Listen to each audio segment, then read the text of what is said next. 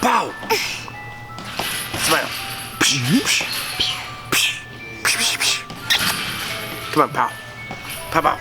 Pow, pow, pow, pow, pow, pow. Jackson has definitely started to learn what Daddy does and runs around the house going pow, pow, pow.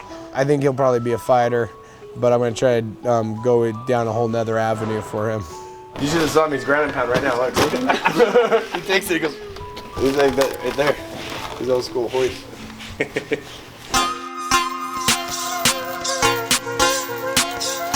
a lot of people that look like Roy Nelson. There's not a lot of people that fight like Roy Nelson. Big shot, just like that, and it's all over. That's Roy Nelson, ladies and gentlemen. I try to finish my fights. Like, it doesn't matter what round it is, I'm going to try to finish my fight. I'm not trying to outpoint this guy. I'm not trying to go, oh, I have 15 minutes of touching your face. Like, I'm going to actually try to knock your block off. When I first started, all I did was submit you. Now I knock you out. The next evolution is just putting it all together where I wrestle you, submit you. So good at using that, and he's got Brendan down. And this is where he uses his size. You're a happy man right now. How you feeling? I'm feeling pretty good. A little tired. I mean, I want to go get Burger King now. There wasn't like an activity where I was like, oh, I gotta get in a fight. Like if anything, I was always getting picked on. I was always bullied when I was younger because I was always like the smaller guy. Getting bullied is just, you just taught, you know, to be a better person. I think that's the biggest thing that it ever taught me, was just to be a better person instead of falling victim to it. Yeah, down. Up, up, up, up. Come on. 4. Back down. Up, up, up.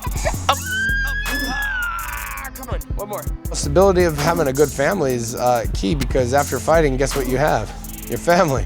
I'm gonna try to make him do whatever he wants to do. If he wants to fight, then we'll make him the best fighter in the world, but I'm gonna prefer to try to take him to a whole nother aspect without getting punched in the face for a living.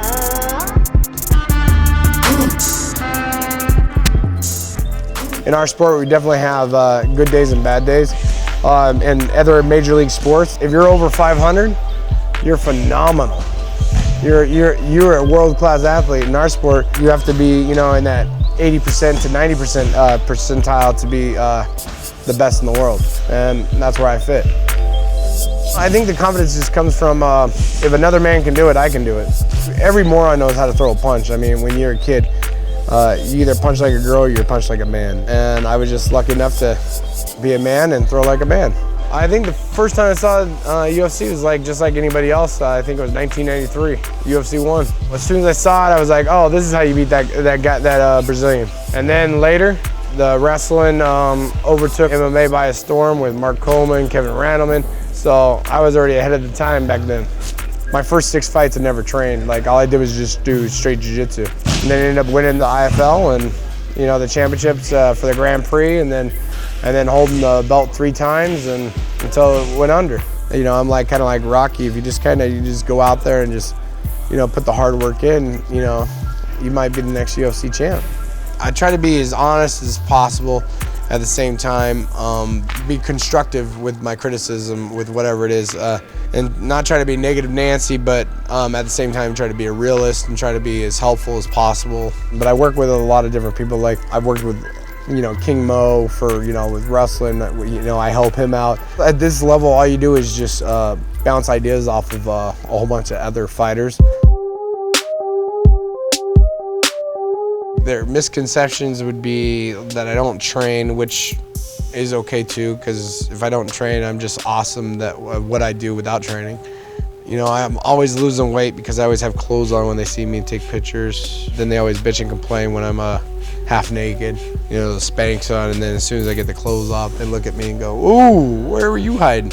I think highlight of my career still hasn't happened yet.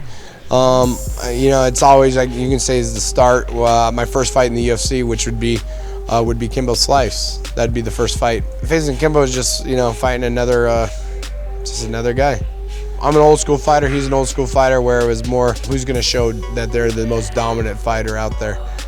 This fight is just, you know, how to beat a legend.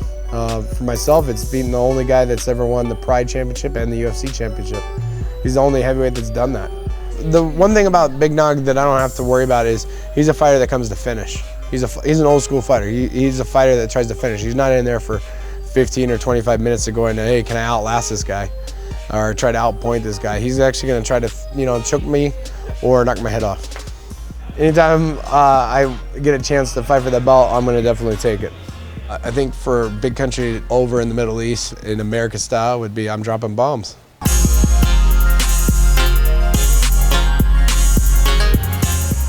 He's going out in the sun.